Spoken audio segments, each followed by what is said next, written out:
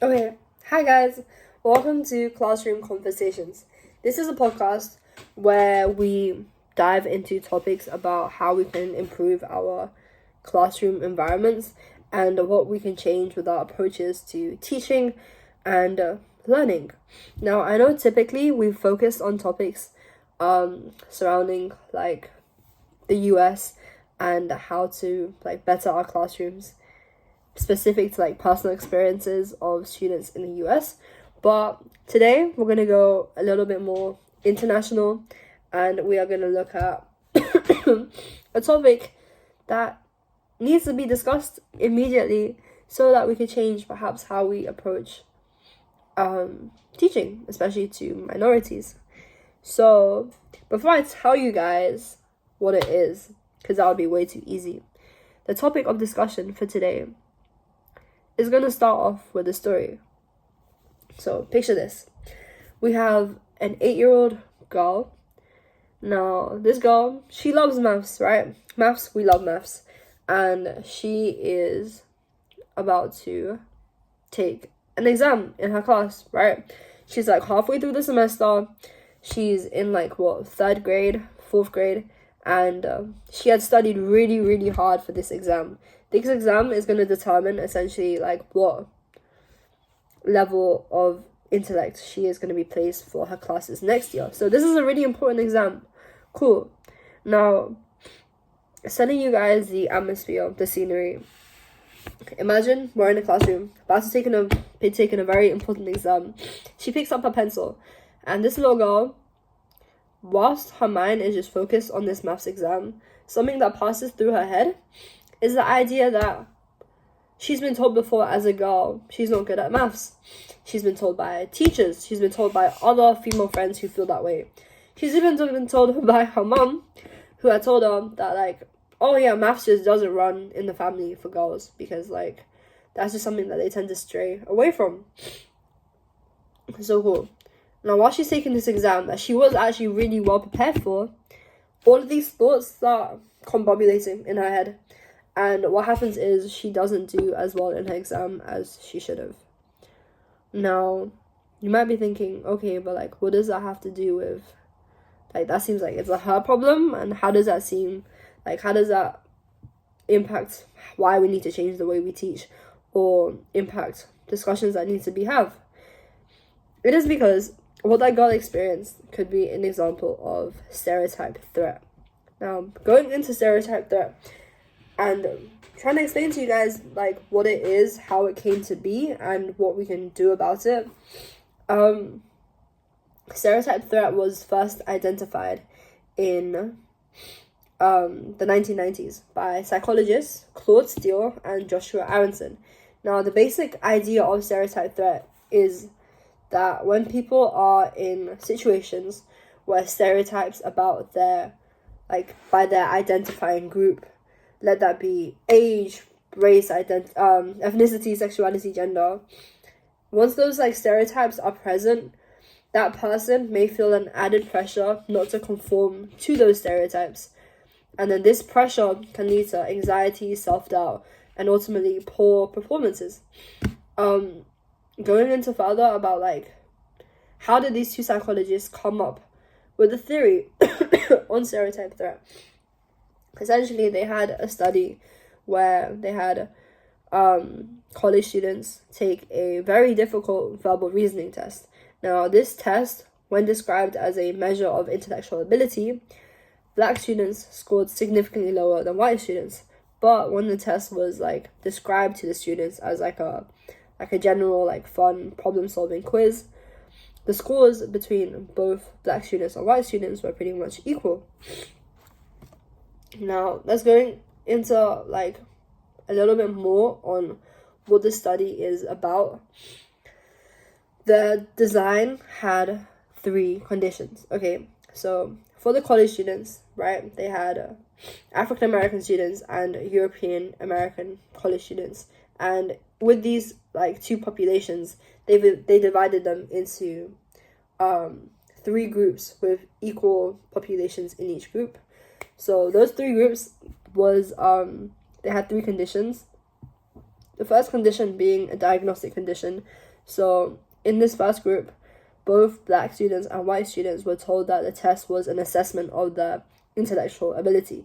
Now, this condition is to provoke those stereotypes surrounding like racial differences in intelligence. Now, for the non-diagnostic condition, the participants were informed that the test was a problem-solving task unrelated to your ability. This like makes it weigh a little less and seem like less life or death, essentially, as to not like provoke those stereotypes that come from being in intense environments. Now, for the non-diagnostic condition, this is when like the participants in general were just encouraged to view the test as a challenge, and this is just to like have it as like a control condition. So the findings from this study were that when like the measure of intelligence was induced as like, this test is going to tell you how smart you are, like that's when those stereotypes surrounding black students not being as intelligent as white students, like that's when those stereotypes activated. And like conclusively, like it showed that like,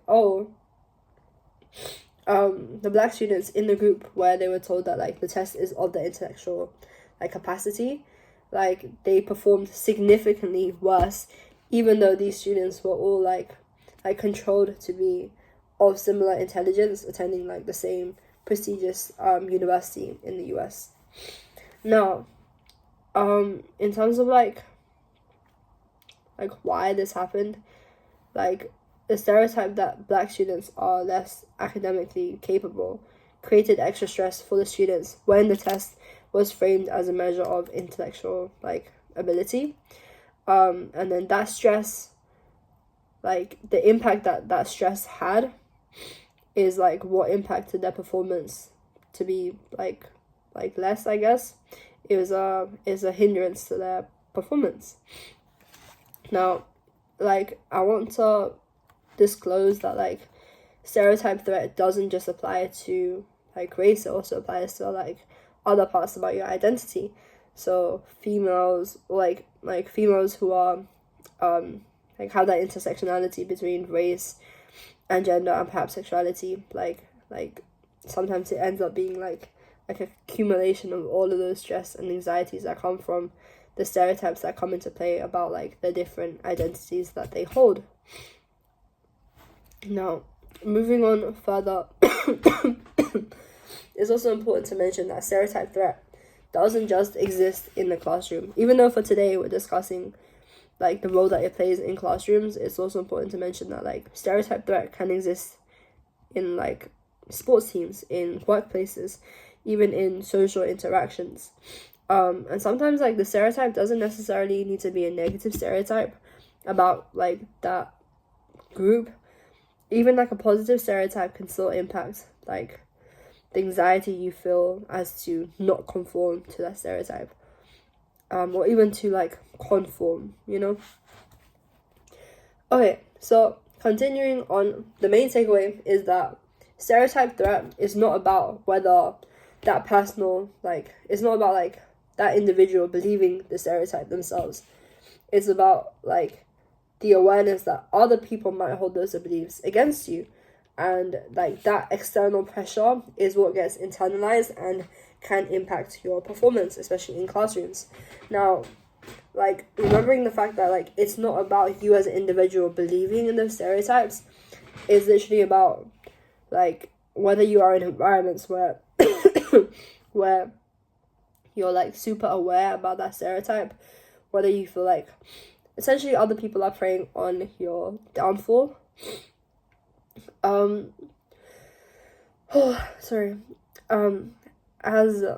I might have not mentioned earlier, but even though I know a lot of you guys come to this podcast to listen to my uniquely British accent, I'm recovering from being really ill and I'm slightly nauseous and my voice is coming back very slowly, so this is as best as we are going to get.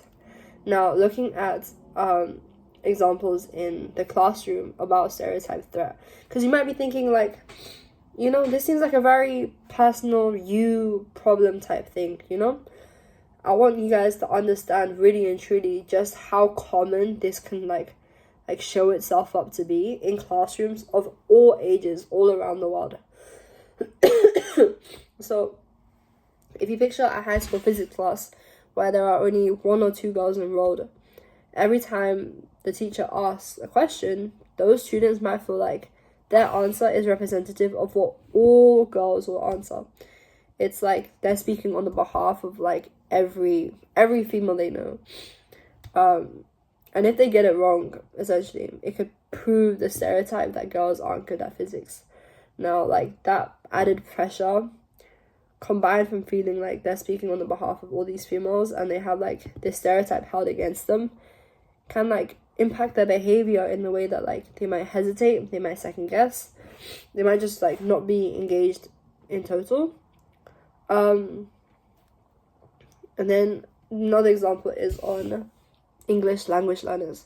So people who are like still working on their English whilst attending schools in like English speaking countries, if they sense that like the other students around them deem them as less intelligent because of like their accent, or perhaps it takes them a little longer to like process English, this might contribute in class discussions because they might feel like they don't want to confirm that bias of like that they're less intelligent, and because they don't want to like appear that way because they have like they feel like people are holding this against them, they might not want to speak up, they might not like feel comfortable speaking to their peers, and this could like all in total like affect their quality of like education, which is very much like dependent on interaction and like you showing what you've learned. Yeah, it's essentially just a huge disadvantage that like if as a teacher you're not aware of, that's just something that's just gonna like you're gonna personalize it to just like one student, when you really and truly there's a bigger picture to think about like you potentially adjusting how you teach and like the kind of environment that you cultivated in your classroom. Another thing to mention is that like even very subtle environmental cues can trigger that stereotype threat. It's not just like, oh, like someone needs to tell you that stereotype out loud. Even like, what's it called? A study done by Matthew McLaughlin from University of Texas showed that like even by indicating your gender and your race on test papers, that could actually activate stereotype threat regarding like stereotypes that other people might have against you that you've heard about like in the past or through media, and that can actually impact your performance.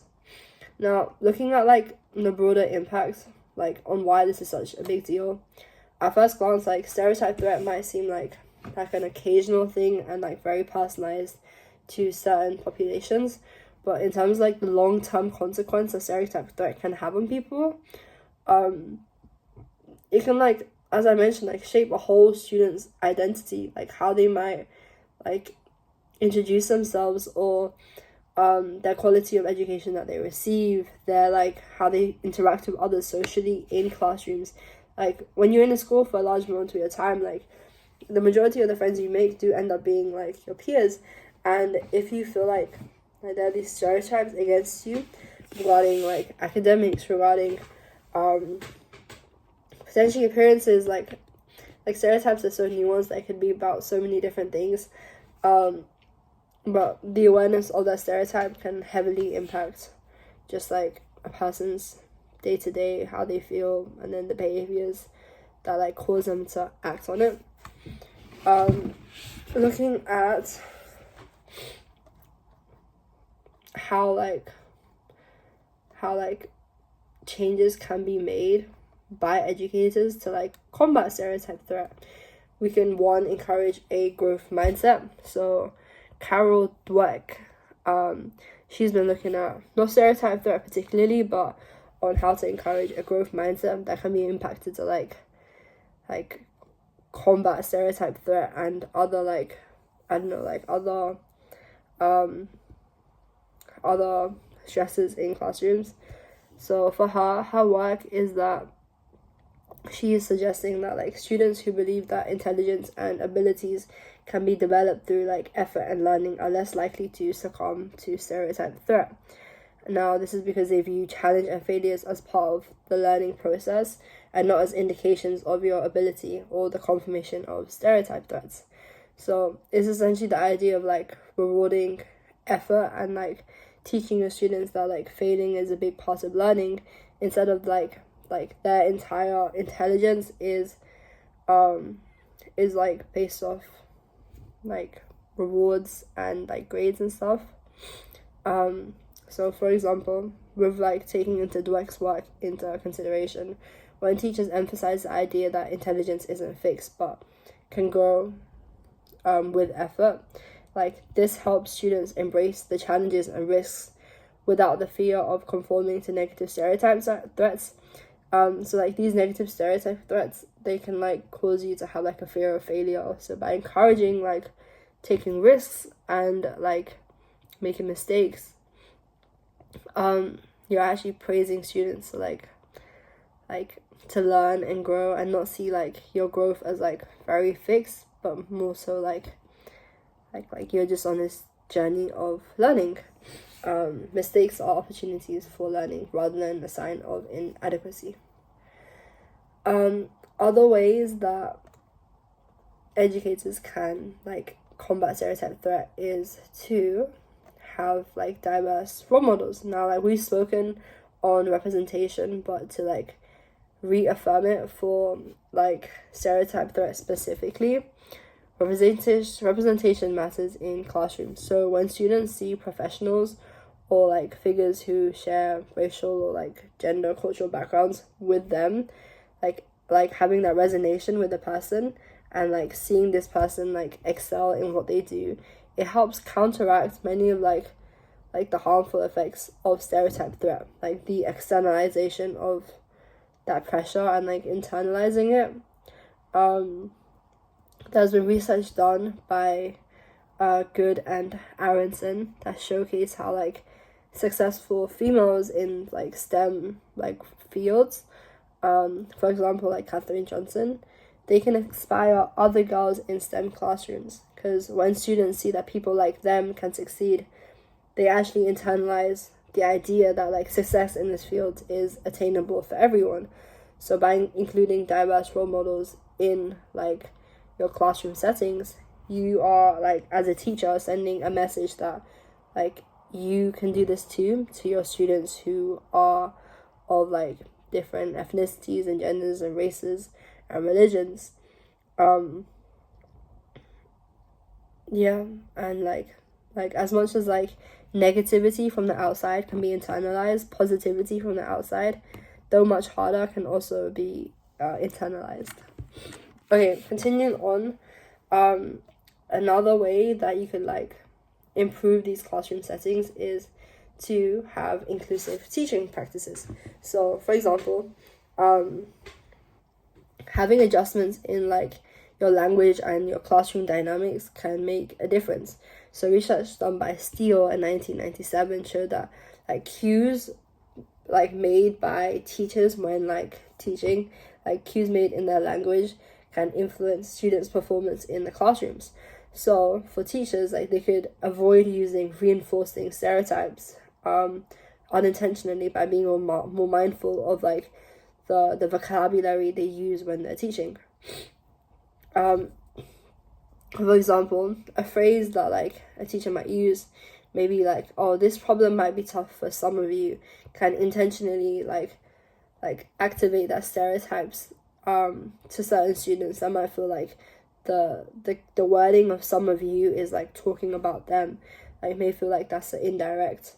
So how teachers can like, I don't know, change their wording is by saying like, what's it called? This problem will challenge all of us, but we'll work through it together, which normalizes like everybody struggling and doesn't need to differentiate that like different students struggle different amounts, I guess.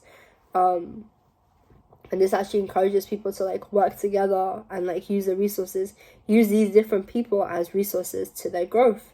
And that kind of like creates a a bit more union and harmony in like, okay, like we can't get ahead without helping each other, which is why like even me as a student, like my aim, if I want to succeed, is to actually like communicate and teach like my peers as much as I know, and like hope that they teach me what they know and we can like share information. Additionally, teachers should make like make less assumptions, I apologize, about a student's ability based on like gender, race, and socioeconomic status. Like it's important to like understand that these differences that people have are like a blessing and important to discuss about, when like understanding that people have different perspectives and different resources, and people like need different things like equity over equality. But to never like make that correlation or like make a relationship between one's like gender, race, ethnicity, all those identities as like a negative hindrance to the amount of like growth that you could have, is something that should be avoided. Now, another way to promote to combat stereotype threat in the classroom is to promote belonging. So a study is done by Walton and Cohen in 2007. They had demonstrated that when students belong in their classroom and school, they are less likely to experience stereotype threat. When a student feels valued and accepted, they're more likely to perform their best, because like they're not worried about being judged on that stereotype, you know? Like they have better control and autonomy of like how they are perceived, and like that stereotype threat isn't the only thing that's like indicative of who they are. I'm sure there are multiple studies and findings on how a teacher can promote better belongingness in the classroom, but like for the sake of this podcast and just to like bounce a few ideas around, for example, they can make sure that every student has the opportunity to participate in class discussions and activities. So by doing this, they could have like maybe group work projects, and they can like just make sure that every student's perspective is heard by by like delegating roles and like having diverse groups, and like encouraging like diverse perspectives to be shared in whatever like that group project prompt is. Having like those opportunities created for students to contribute like their personal individual like thoughts and experiences reduces like the risk of a student feeling like isolated or alienated by the stereotype threats. Essentially creating an environment where those individual identities, like the intersectionality of those identities as well, are like celebrated, can help a student feel like they have better control of like their image and how they're perceived, and not worry so much about like these stereotype threats affecting like how they're seen externally.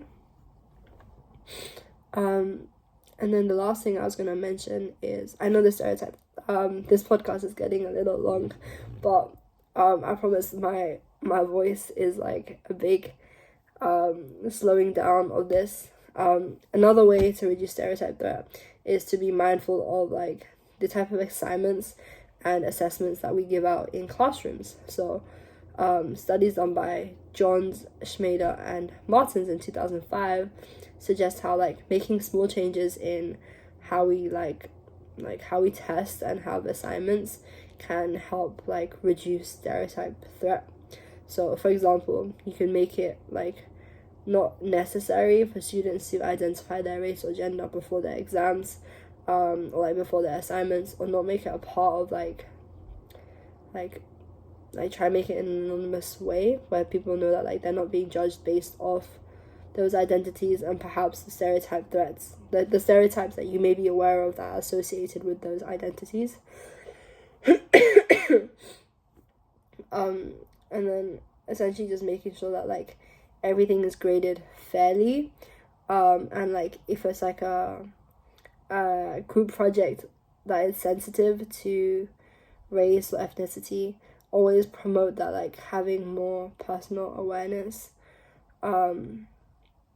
like always encourage, like, speaking about one's personal experiences as only, like, positive to one's grade, and not let those, like, personal stories that are vulnerable to be seen as, like actually negatively impacting the grade. So continuing on, what I wanted to speak about is, like, whilst I've mentioned how, like, stereotype threat can impact a student in the classroom, and given examples as well as, like, studies on how one can improve, like, reducing stereotype threat, it's also important to like know that, like, whether you are an educator or not in any type of, like, teaching, learning environment, understanding the fact that, like, stereotypes exist also outside of just, like, academics and like intelligence capacities. Being mindful of this can, like, be really helpful for your siblings, your parents, your peers. It's something to discuss. It's something that, like, you can be mindful about when you're ever in a position of leadership and you're creating, like, a form or a report, or you're doing an interview. Like, it's just something to be more mindful of. I